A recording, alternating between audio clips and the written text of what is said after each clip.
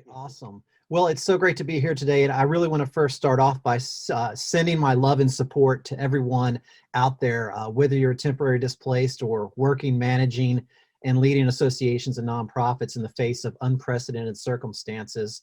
I really applaud .org community and Kevin and Sherry for putting together this series so that we continue to learn and grow from everything that is happening in real time. We truly are all in this together, and it really is a pleasure to share with you my story and these insights into flexible work today with you. And hopefully you will take something, one or two powerful ideas away from it to implement in these uncertain times. So my goal for the next 30 minutes is to cover the full evolution of work, which is going to be a challenge. I promise I won't get there fully, but would be happy to offer one-on-one conversations with anyone who'd like to discuss further after we conclude. So my real goal is to flip a light switch inside your brain to illuminate the technology and psychological reasons our approach to work is already evolving, even before this unprecedented pandemic. I've built your submitted questions into this presentation, and we may not have enough time to get to everyone, but I'm going to do my best to tailor this around specific questions that were submitted, as well as the content that I wanted to provide. And again, I would be happy to do a one-on-one conversation with you all afterwards. We'll share my email address if you would like to get in touch. So why me? Why am I sitting here delivering this presentation of the evolution of work in disruptive times? Well, back in 2009, my own work evolution began, and I've spent the last 11 years as a human flexible work experiment, really turning my approach inside out. This is a picture of me as a kid. I was a very curious audio documentarian armed with a tape recorder growing up. It was one of my great loves as a child, which bled into my deep, inexhaustible passion for music. I've actually been composing original music since age 11. For about 20 years now, I've been a bona fide total association nerd and have worked in many different facets of the association world.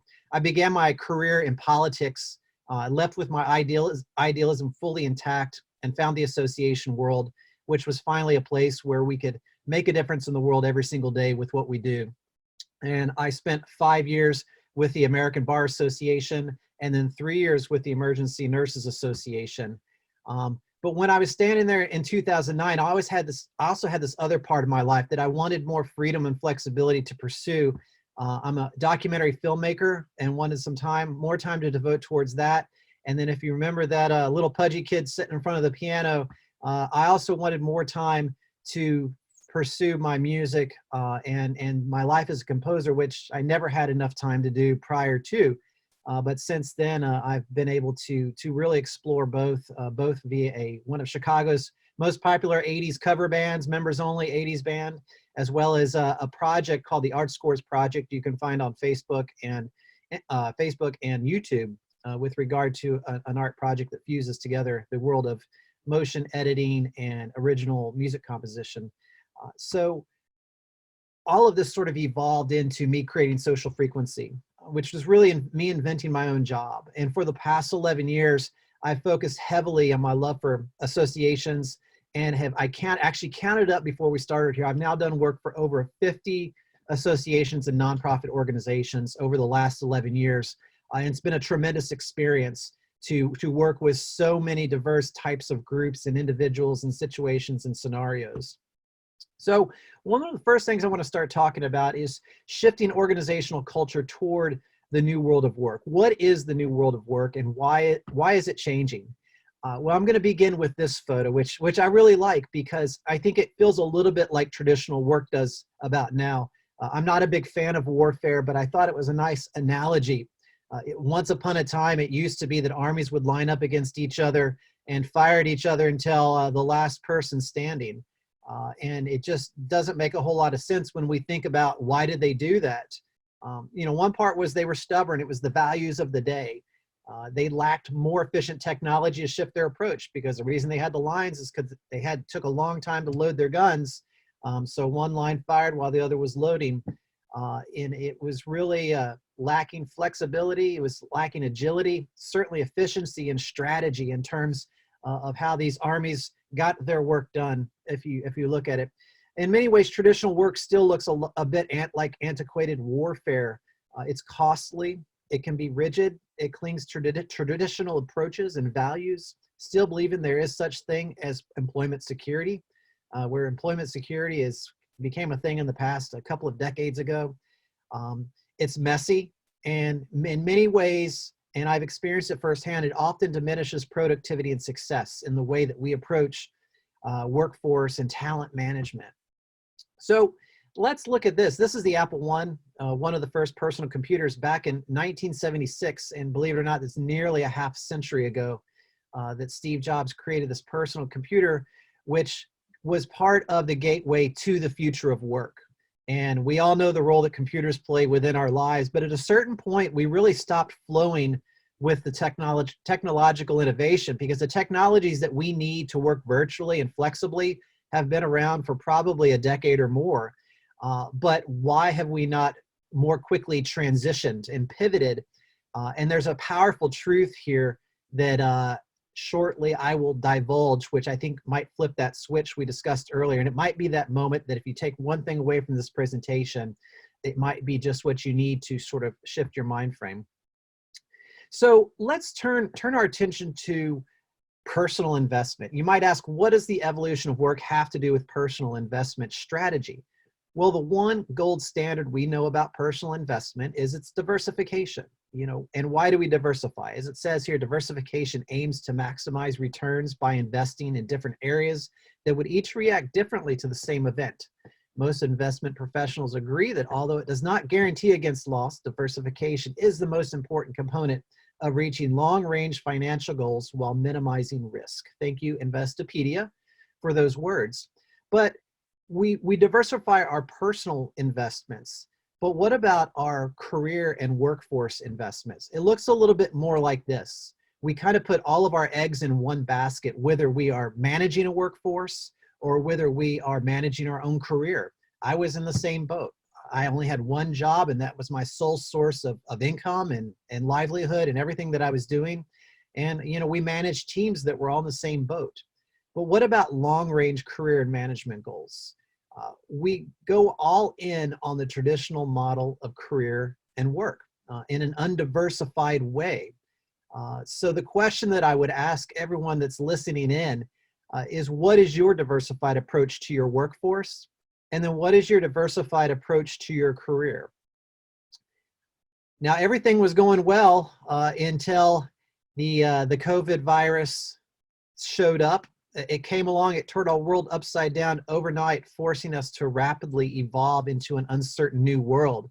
And suddenly, everyone was working virtually because we couldn't come together in office spaces. And many organizations are scrambling around trying to figure out how to make that happen. So you're probably fallen to one of these current scenarios.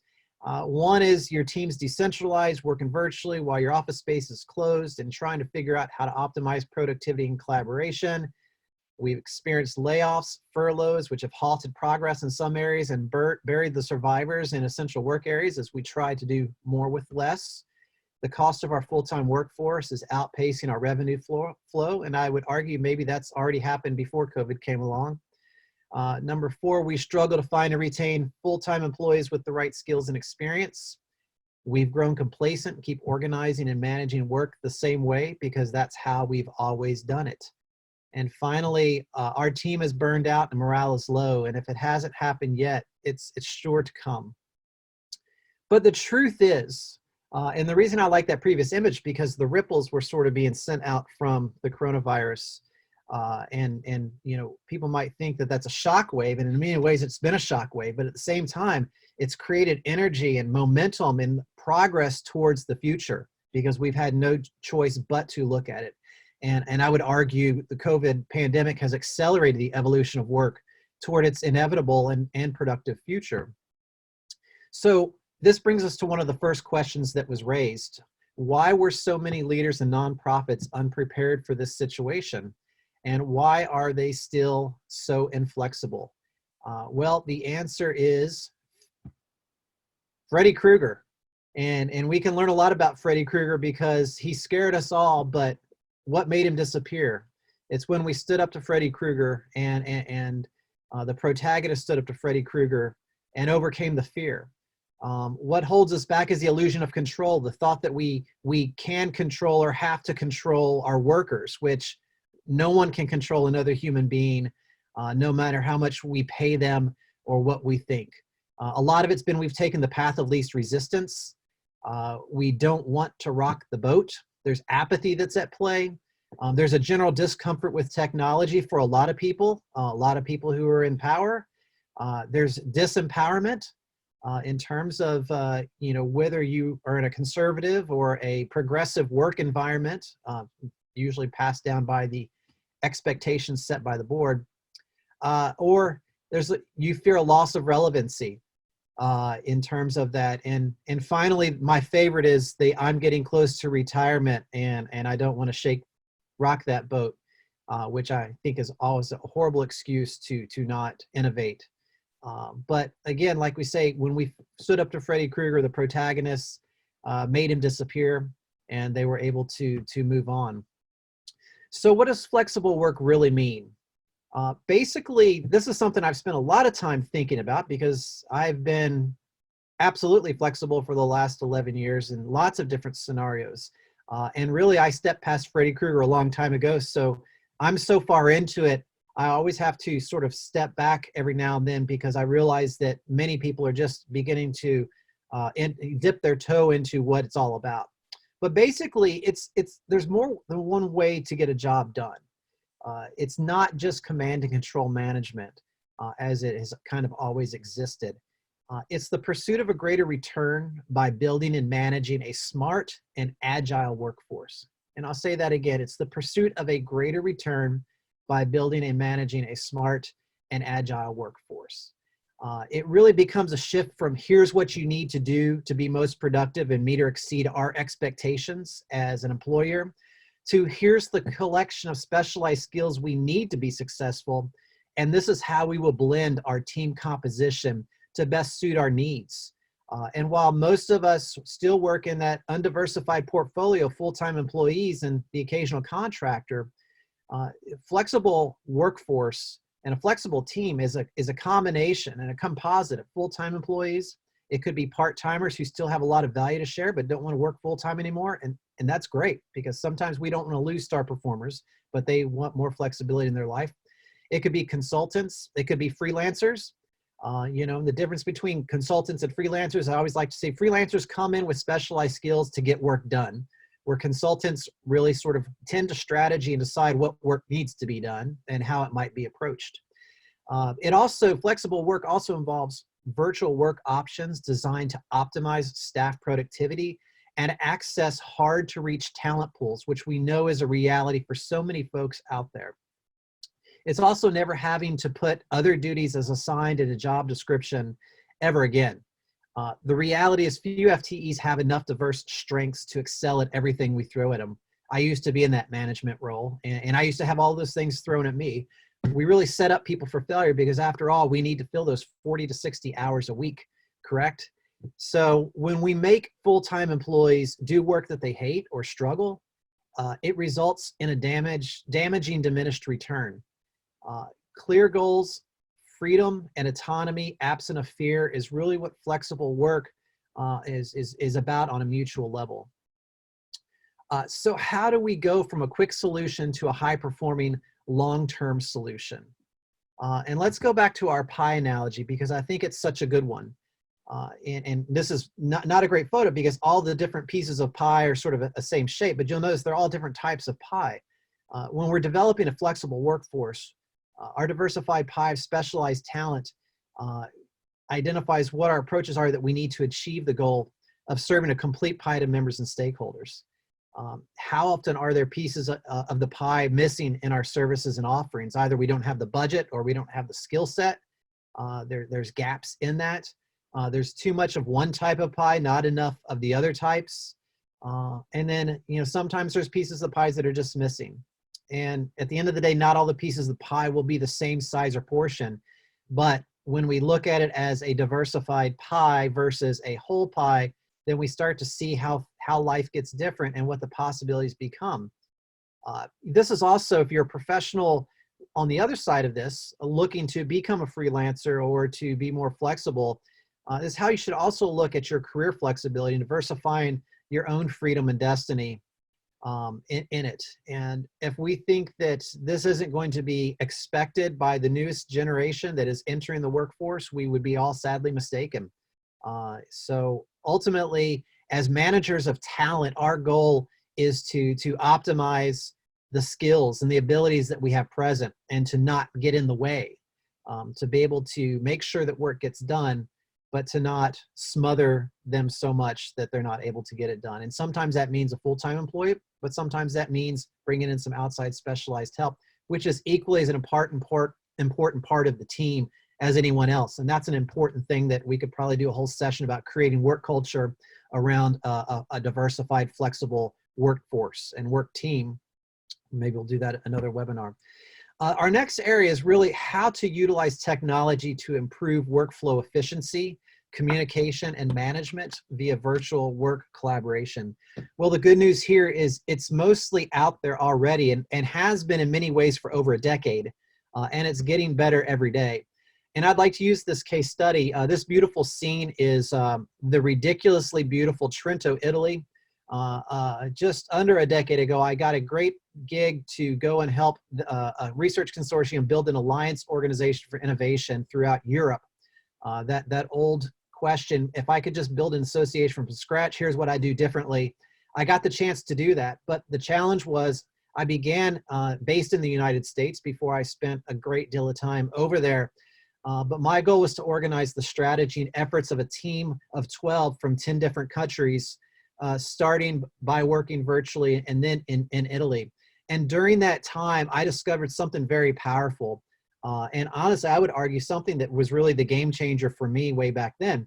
It was called Redmine, and it was open source software that basically combined project management and email communication into an accountable way to track work tasks and team members and resources and stakeholders. So basically, instead of endless calls and meetings and emails, I could organize and supervise every activity of the entire team from a single computer.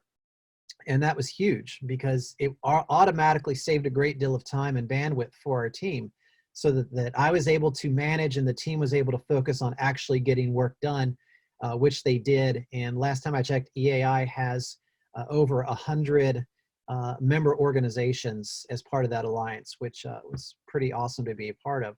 So this brings us to our next question. How do we approach work from home flexibility for employees at home with small children that still need to try to work 40 hours a week? Well, here comes the big switch flipping moment that I had promised you all earlier. And it may sound too simple to be true, but trust me, it really is. You have to manage for outcomes and not hours. And too often we manage for hours. We're worried people aren't putting in their hours. They're not putting in their time. They're not doing the work. And team members are like, well, why do they get to work home? Because I'm sure they're not working. Basically, at the end of the day, flexible work approaches optimizes productivity and results cost effectively by offering up freedom and autonomy to optimize human productivity. And freedom and autonomy is knowing that someone is not looking over your shoulder from the perspective of those out there working. Freedom and autonomy is knowing that my responsibilities, my expected outcomes are there, and I'm being held accountable for completion of my milestones and tasks on schedule. And basically, that's managing outcomes. If you have your work system set up correctly, and then you're managing from deadlines. And if our team is getting the work done, and we know that the time that they needed to do the work is commensurate with the time that it took to get it done, that's all that we should be concerned with. We should results. I love to look at the legal definition by IRS standards of what is an independent contractor, which essentially freelancers, which is what I've been doing for largely the last 11 years, is an independent contractor. And basically the bottom line is you tell me what I need to accomplish, and then you get out of the way and let me do whatever I need. Do whatever it is I need to do to complete the work on time. And that means working with my fellow teammates. That means doing what needs to be done in a great manner. So the question that I will have everyone ask themselves: are you enabling or disabling success in your short-term approach to work from home flexibility, as well as you shape your long-term view of work from home flexibility? Again, control is an illusion, and the days of command and control are over. And it really was never a terribly effective way to optimize productivity in human beings, because a lot of times they get turned off pretty fast when their freedom and autonomy begins to get quashed in all of it. Now, if they're not getting the work done and they're not meeting their outcomes, then there's a legitimate, valuable issue to bring forth. And the accountability is on the side of the worker from that standpoint. But until that happens, if they're not getting their work done, I wouldn't worry so much about it, and nor should anyone else. So then let's look and see how our forced work arrangements are working out so far. Believe it or not, there's already data that we can see on the impact of worker productivity during these pandemic shutdowns. And the good news is 54% of respondents say that working from home has had a positive impact on their productivity. And when we look inside that response group, 71% said it's time saved from commuting. I've done the math on how many days and weeks and months I've saved from not commuting for the last 11 years. 61% said fewer distractions from coworkers. While we value work relationships, they do more often than not get in the way a lot of times. And then 39% just simply having fewer meetings than we have, which is a huge productivity drain. And it's going to address another question that we're going to address here shortly. But let's shift to how to leverage the rise of flexible work and the flexible workforce. And I'm looking really close at my clock here, because I think my PowerPoint clock is a little bit off, but it looks like we have a few more minutes here. So let's go here. First of all, I would encourage you and implore you to adopt a freelancer mindset. Well, what's a freelancer mindset? Well, I'm going to kind of go through a rocket list of things that I've written that really sort of articulates my view of freelance work. So if you're interested in freelance work, this will give you a perspective of what it's like. If you're managing flexible workforce freelancers, it also gives you a sense of what the benefits of it all happens to be. Number one is I love my clients. I love every one of my clients because I have the choice whether or not to continue working with them. I've built, even though I'm a freelancer, I build long-term relationships with the ones I care the most about. I deliver extra value. I'm energized by the work because I'm spending 100% of my time focusing on what I do best and forgiving myself and leaving behind those things I wasn't so great at in my full-time work. And I'm not afraid to walk away from a bad fit. It's okay. And, you know, when you're in that sort of all-in, undiversified work situation, you don't really have a choice, and sometimes you become trapped really fast. Contrary to popular belief, I'm not constantly searching for new client gigs because I continue cultivating opportunities with clients I like. I can control the flow of work. I can decide how much or how little I want to work a lot of times. I'm constantly updating my skills and learning. I've never been so excited about learning in my life because part of it, it's my career depends upon it, but I'm just so interested in what I'm doing. And it's essential to be able to continue to be knowledgeable, to cultivate opportunities. I think far too often full-time employees become complacent. They become extinct. They're just checking a clock, and there's no amount of money that you can pay them to care. The only thing you can do is give them the freedom and autonomy to thrive and own their success. I'm extremely innovative. I'm not afraid to try new things. Oftentimes innovation is what it's all about, and I bring that spirit to my clients. I don't pursue money as much as I pursue interesting work which generates that money, which is a big differentiation. I exceed client expectations regularly because honestly, a lot of the work I would do even if I wasn't getting paid for it. And sometimes I do work that I'm not getting paid for it. It's just because I care about my clients. I care about what I'm doing. I've learned to procure and manage my own benefits, tax responsibilities, all of that. I never fear losing a client, as I talked earlier, because I have a balanced and diversified work portfolio spread across about 5 or 6 different sort of periodic or ongoing clients. I know how to manage my money and develop my own investment reserves for rainy days, and knock on wood, such as the case right now. And really, it's about living on the other side of fear. So lessons learned: the freelancer mindset is a flexible mindset because our portfolio is diversified. And I encourage you to manage with a flexible mindset. Facilitate success with a flexible mindset.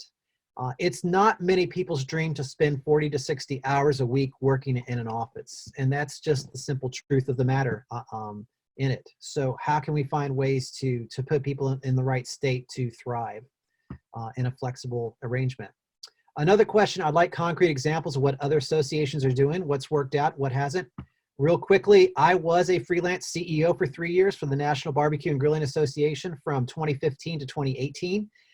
Real quickly, I took them entirely virtual. We got rid of office space. They were with an AMC before, but I contracted a team of specialized freelancers. We had clear goals and outcomes. We were very agile. I did make a couple of lineup changes over my 3 years, which did not slow down our progress.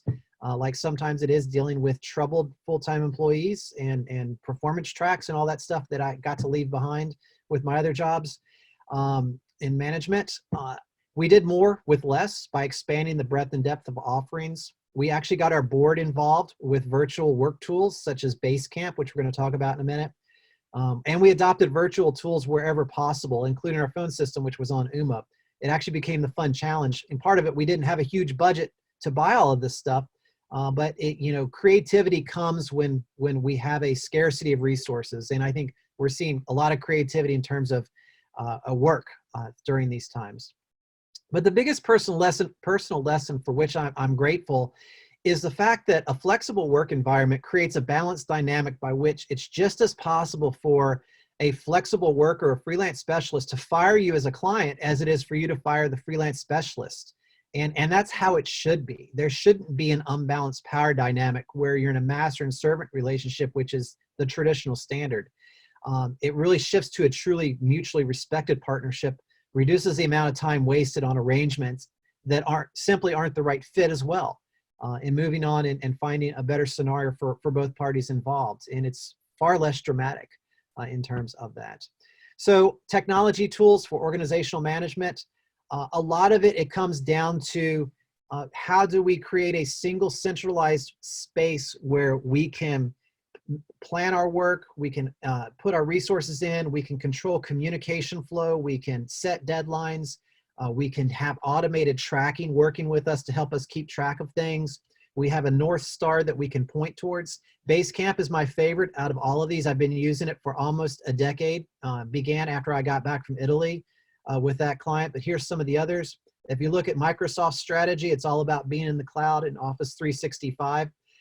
So these are all tools I encourage you to take a look at. Aside from Office 365, all of the others kind of work similarly in terms of that. So virtualized work collaboration, communication, and project management is really what that's all about there. So finally, how do we remain relevant in a crisis recovery? How do we keep members paying dues when things are tight? And to answer that, because I think it's really valuable, even though we're right up on our time, is the bottom line. I want to share my client, Little Pop's Pizzeria. This is actually a documentary film I did about Little Pop's called New York Pizza Dreams. Anyone interested right now in being in the restaurant business? Well, their business is actually up 65%, which is a continuance of growth that we were able to double beginning a year ago when we decided to tell their powerful story. And in a nutshell, Mike and Vicky and their 3 kids moved from New York back in 2009. He sold his company that he spent 20 years of blood, sweat, and tears building with only a high school education. And his ship had come in. He came out to the Midwest to work for the buyer. 2 years later, the buyer went bankrupt. The family went bankrupt as well. He only had a high school degree, bounced around from jobs, and they tapped back into their family roots and got into the pizza business, not knowing anything about the restaurant business. So that story really is about their backstory. It's a very powerful story, but it almost instantaneously began increasing business overnight. That first month, we can look back in our point of sales system and the data to see that it just took off, and it never stopped in terms of that. So the lessons to be learned: use storytelling as a bridge, because we're hardwired for stories. Stories are a simulated personal experience that creates attachment and empathy. And have the courage to be vulnerable. You know, as associations, we're spending a lot of time talking about how we can help our members, but who's talking about how our members can help us? Because we are struggling. And our brains are programmed to help those who are struggling. And it's okay to admit that our association is struggling. Otherwise, how will your members even know? use it as a rally call, a rally of support, ask for help. And here's a very simple, free idea that you can take and run with. But imagine a world without your association or nonprofit. Tell that story. Tell your members what it might look like. And when it comes to membership dues renewal time and all of that, that's the call to action. Do it because you pay your dues so that we can help you all year long. But this is kind of the year you pay dues to support and make sure that our nonprofit organization continues on and we can fulfill our mission. So Zoom burnout, just stop doing so much Zoom. That's what I'll say. And I just want to